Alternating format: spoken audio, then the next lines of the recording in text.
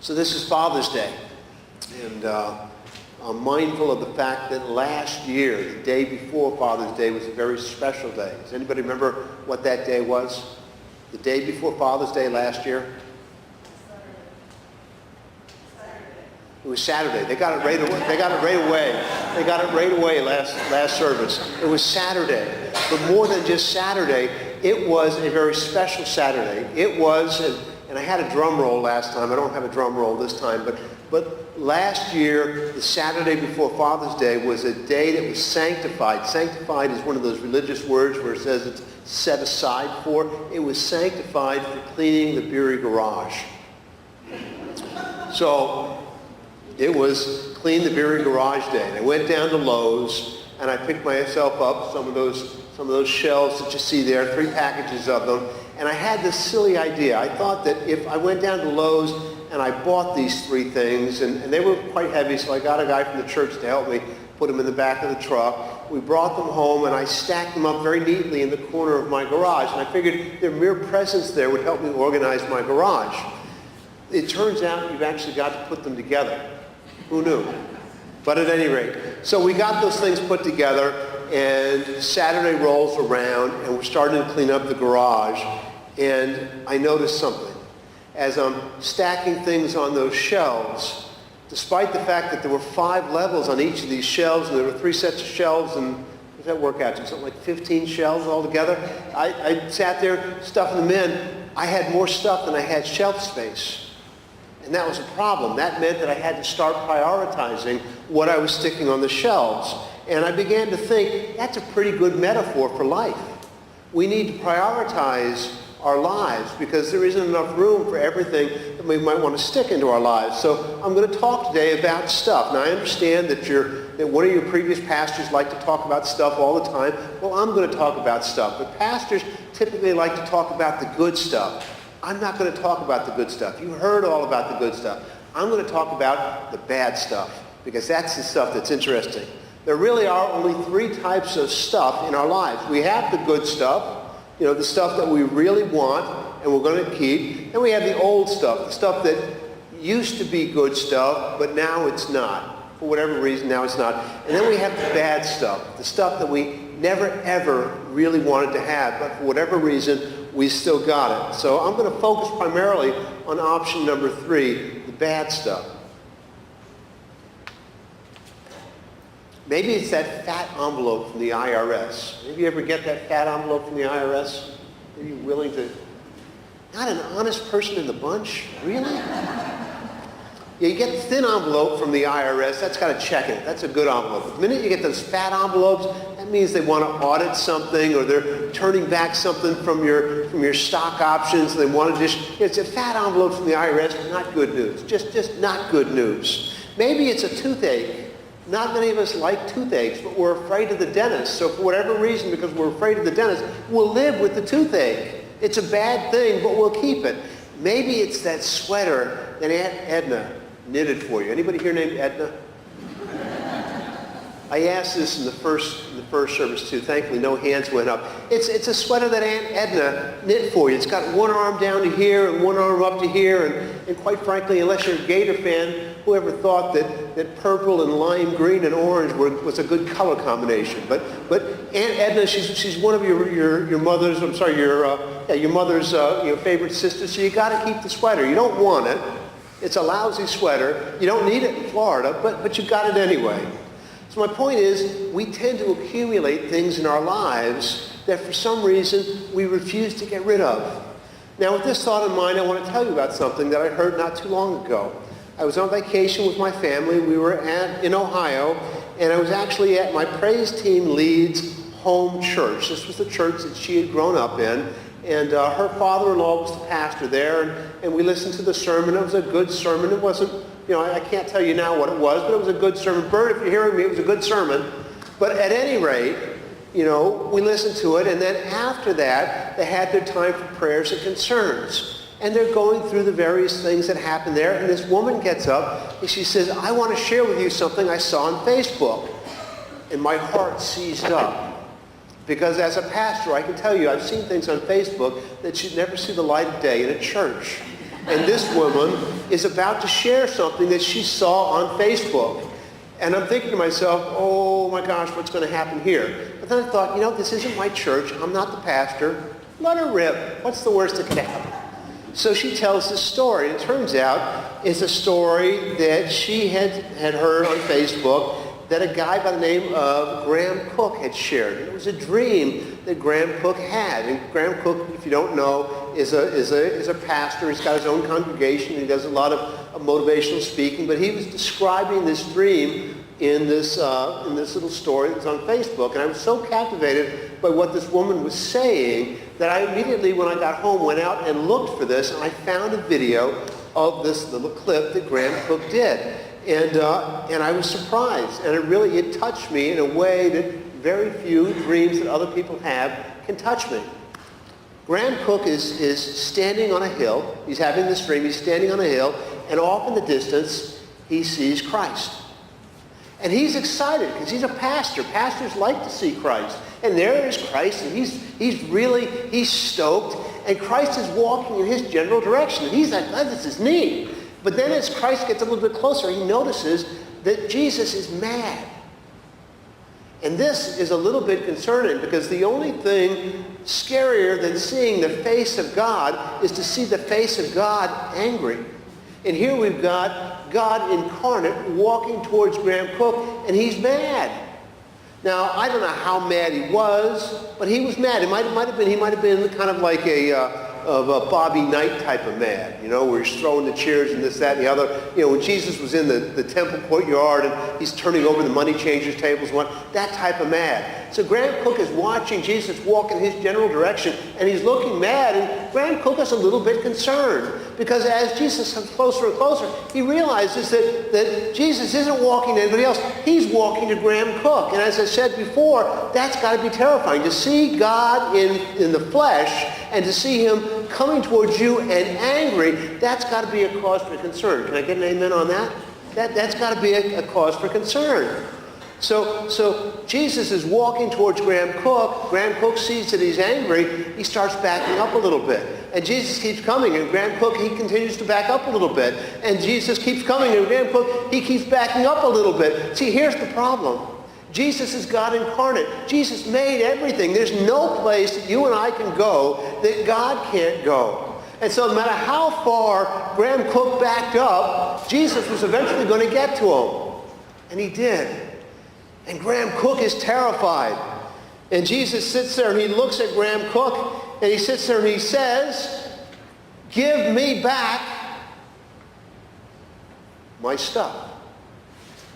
Give me back my stuff." Now, I can imagine the whole list of things that Graham Cook is thinking in his mind about why Jesus might be angry with him and why Jesus is going to approach him and what Jesus might actually say once he got up to him. And I got to tell you, "Give me back my stuff" wouldn't have been high on that list. And yet there it is. Give me back my stuff. Graham says, "Lord, all that I have you gave me. Well, what do you want back?" No. You took something from me that I never intended for you to have. Give it back. Give it back. "Lord, I don't know what you mean." "Yes, you do. Yes, you do. You took my stuff. I paid for it. I paid for it on the cross. It's mine. I want it back." "Lord, I don't understand." "Give me back the greed, the bigotry, the fear, the anxiety, the self-doubt, the guilt, the selfishness. I paid for all of that on the cross. It's not yours. It's mine. I want it back." You see, Graham's dream had a point. Our lives are like the shelves in my garage. There's only so much room.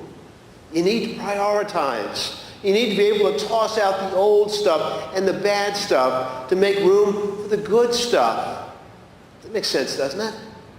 The problem is we as humans tend to want to hold on to that bad stuff. It's part of our fallen nature. It doesn't make any sense, but it's what we do. Let me be clear. The bad stuff separates you from God and the grace-filled life that God wants you to have. Now, there are three scriptural points that I want to make for your consideration this morning. The first comes from Isaiah 61. God does not want you to store up the bad stuff in your lives. Graham's dream was biblical. Give me back my stuff. So Isaiah 61 reads as follows, and I hope it's up on the screen. Excellent. The Spirit of the Sovereign Lord is on me, because the Lord has anointed me to proclaim the good news to the poor. He has sent me to bind up the brokenhearted, to proclaim freedom for the captives and release from the darkness for prisoners, to proclaim the year of the Lord's favor and the day of vengeance of our God, to comfort all who mourn and provide for those who grieve in Zion, to bestow on them a crown of beauty instead of ashes, the oil of joy instead of mourning, and the garment of praise instead of a spirit of despair. That word instead appears 5 times in the complete passage. It's a critical word. Beauty instead of ashes, joy instead of mourning, praise instead of despair. The entire passage is talking about replacing the bad stuff in our lives with the good stuff in our lives. Who would have thought cleaning up a garage was biblical? You can think of this passage as kind of an instruction manual for humanity that the Lord has given to each of us. Warning, this coffee may be hot. That's bad stuff. This coffee is not hot. It's good. It's beautiful. We are to proclaim the good news, which is, by the way, what the gospel means. We're to replace ashes with beauty, mourning with joy, despair with praise, etc., etc., etc. Translation, our responsibility as Christians is to actively replace the bad stuff in our lives with the good stuff that we want there. All right? The good stuff comes out of the Gospels. Our role as Christians is not to sit around and let the world happen. That's a way to store up the bad stuff. Our role as Christians is to actively replace the bad stuff with the good stuff. With the good stuff. You know, I went to college with a guy who was the proverbial glass half empty type of guy. If we got dismissed from a class 15 minutes early, most of us are ecstatic. This is the guy who's saying, well, now I've got to find something to do with these 15 minutes. This is the guy who, if the mess hall or the cafeteria ran out of beef liver for whatever reason, and they decided to replace the beef liver with sirloin steak, he'd be complaining it was a prime rib. This is the type of guy who was sunny outside, he'd be complaining it was hot. It was always half empty. And here's the thing, no one, and absolutely no one, wanted to be around this guy. And it only made his life worse because he was always so negative. The greed, the bigotry, the fear, the anxiety, the self-doubt, the guilt, and the big one, the selfishness. These all serve to separate us from a relationship with God, from a relationship with God, and from a relationship with each other. Just like this guy's negativity served to isolate him from the rest of the students on campus. What's the greatest commandment the Lord gave us? Anybody? Sorry, what? I'm going to have a conversation with Pastor Chris. Love the Lord your God with all your heart and all your soul and all your strength. And the second is like it, love your neighbor. And on these two, all the law and the prophets hang. Anybody know what I mean when I say the law and the prophets? That was a slang term used to refer to the entirety of the Bible. So every time you see in the Bible the phrase, the law and the prophets, you're sitting there, or sometimes they just abbreviate it, the law. They're talking about the entirety of the Old Testament. So Jesus is telling them that the two most important things are love God and love your neighbor, and everything else hangs on those two things. Everything that you read in the Bible, in Numbers and Leviticus and all these other things, all of these things hang on these first two primary principles, love God and love your neighbor. Greed, bigotry, fear, anxiety, self-doubt, guilt, and the big one, selfishness, they all serve to separate us from both God and our neighbor. Not good. Jesus died on the cross so that none of these things ever need stand in the way of our relationship with God. When we refuse to surrender them, when we refuse to give them back, we're denying Christ on the cross at Calvary. I don't know about you, but that would make me upset. Let me put it a different way. Remember how in Graham's dream Jesus was angry? Imagine how you'd feel if you went out of your way to do something nice for somebody. If you sat down and you sacrificed mightily for them to have something. If you gave of yourself so much that you had less so that they might have more. And you did it out of love. And the person you did it for didn't appreciate it. They didn't say thank you. They didn't do anything. They just kind of ignored it and walked the other way. You'd feel gutted. You'd feel torn up inside. That's how God feels when we hold on to our bigotry and our self-doubt and our anger and our selfishness and all those other things that Christ paid for on the cross. Give me back my stuff. Now, one of the great things in the Bible is it tends to reinforce itself. That's what I love about it. The Bible is consistent from page 1 clear to the last page in Revelations. I mean, it's just consistent all the way through. This is illustrated in Philippians 4:8. Paul, the apostle, the evangelist, is the author of Philippians. He writes this in 4:8. And it makes the case for growing close to God by making some shelf space for the good stuff. He says, finally, brothers and sisters, whatever is true, whatever is noble, whatever is right, whatever is pure, whatever is lovely, whatever is admirable, if anything is excellent or praiseworthy, think about such things. Whatever you have learned or received or heard from me or seen in me, put it into practice, and the God of peace will be with you. Make some shelf space. You'll have room for some good stuff. Now, I want to make two quick points here. The first is Paul is encouraging us to make shelf space for the good stuff, letting us know that we'll grow closer to God as a result. The second point, however, is buried in verse 9 towards the very end. Whatever you have learned or received or heard from me or seen in me, put it into practice. It's not enough to have space on your shelf for the good stuff. You got to use it. You got to share it. Learned, received, heard, seen. Christians demonstrate the good stuff. You probably heard pastors say, you may be the only gospels some people ever see. Make it a good news gospel. That's the Christian life. That's what we're to be. So Isaiah 61 tells us to replace the bad stuff with the good stuff. Philippians 4:8 through 9 echoes this and further encourages us to learn and to be examples to others, especially as regards the good stuff, the noble, the pure, the praiseworthy, etc. Luke 10:38, on the other hand, gives us a dose of reality. This is the final point I want to make, and it comes to us from Luke 10:38. This is the story of Mary and Martha. Are there any Marys or Marthas in the congregation today? I had a Martha in the first one. None? Okay, good. We're safe. If your name is Mary or Martha and you're too shy to put your hand up, I'm not talking about you. I mean, I am, but I'm talking about all of us. All of us at some point in our lives are both Mary and Martha. So these are two sisters with very different responses to Christ at different points in their lives. Each of us is going to be one of these two. Let me read you the NIV version of this. Starting verse 38. As Jesus and his disciples were on their way, he, being Jesus, came to a village where a woman named Martha opened her home to him. She had a sister called Mary who sat at the Lord's feet listening to what he said. But Martha was distracted by all the preparations that had to be made. She came to him and she asked, Lord, don't you care that my sister has left me to do all the work by myself? Tell her to help me.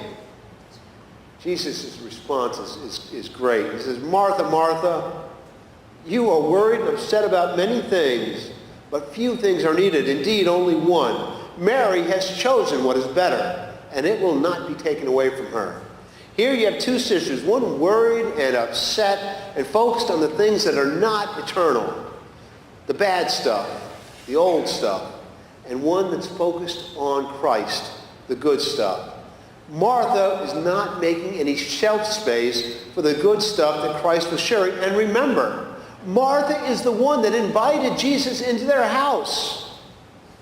Many of us have invited Jesus into our lives, but just like Martha, we're too busy holding on to worry and being upset by many things to really let Jesus transform us. Let's be honest. Many of us would prefer to be upset and be excited by those things that truly do matter. Now, I know it's not true in this church. I know it's not true here. But I imagine there could be some churches that I might be in where your pastor is normally dressed in a robe and he's got the stole on and everything else like that. And then some visiting pastor comes and he's preaching in blue jeans with sandals on. And you might be upset. I know that's not true here. I know that's not true here. But you might be fixated on the fact that your pastor is wearing blue jeans and sandals rather than a robe or any of those other things. I know it's nobody here. Some of the fastest and biggest growing churches in America are what they call let's be comfortable environments. They grow because everyone feels comfortable. Everyone feels welcome, no matter who they are or how they dress. There's a passage out of Luke 9, verses 46 through 48, that if every church in America would embrace these three verses out of Luke 9, they'd grow. But sadly, the world is filled with churches that deliberately choose to die rather than to recognize and embrace Luke 9, 46 through 48. Let me read them for you. An argument started amongst the disciples as to which of them would be the greatest. Jesus, knowing their thoughts, took a little child, and he had him stand beside him. And he said to them, "Whoever welcomes this little child in my name welcomes me, and whoever welcomes me welcomes the one who sent me. For it is the one who is least among all of you who is the greatest." These disciples were focused on stuff that was not the good stuff. Who's the greatest? They were a lot like many of our churches. Is the music, what are the things we're focusing on? Is the music the type of music that I like? Is the pastor wearing a robe or blue jeans? Are the kids making too much noise? Or the big one, am I one of the biggest givers? And does the pastor know that I'm one of the biggest givers, so he pays attention to what I want? You better listen to me. Contrast what we're seeing in Martha, despite her being willing to invite Jesus in, to what Paul is saying in Philippians 4, pure and noble and righteous and praiseworthy. If we're completely honest with ourselves, and that's difficult to do, I understand that, but if we're completely honest with ourselves, most of us probably spend too much time in Martha mode and not enough time in Mary mode. And by the way, churches that live Luke 9:48, whoever welcomes this little child in my name welcomes me, and whoever welcomes me welcomes the one who sent me. Churches that make this their number one priority. Churches that are willing to give up absolutely everything that is near and dear to them except for the Bible itself in order to welcome that little child. Those are the churches in this country and in the world that are growing without exception. Translation, if your church is not growing, are you living Luke 9:48, or are you stuck in Luke 9:46? Are you holding on to the bad stuff or the old stuff, the stuff that used to be good but now isn't? This, by the way, is where the selfishness comes in. We like our church to be just the way it is. Who cares about doing everything we can to invite in the next generation? It's all about me and what I like in a church. Selfishness. It's no wonder Jesus became angry in Graham's dream. Give me back my stuff.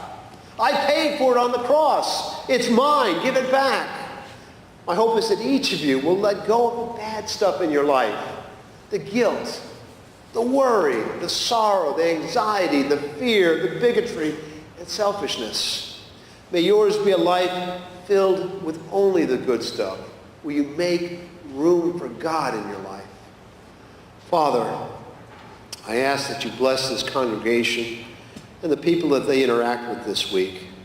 I ask, Lord, that they begin a period of introspection, where they discern what is the bad stuff, what is the old stuff, and make room in their lives for the good stuff. I ask this, Lord, in the name of your Son, Jesus the Christ, who paid for all of my sins on the cross at Calvary. Amen.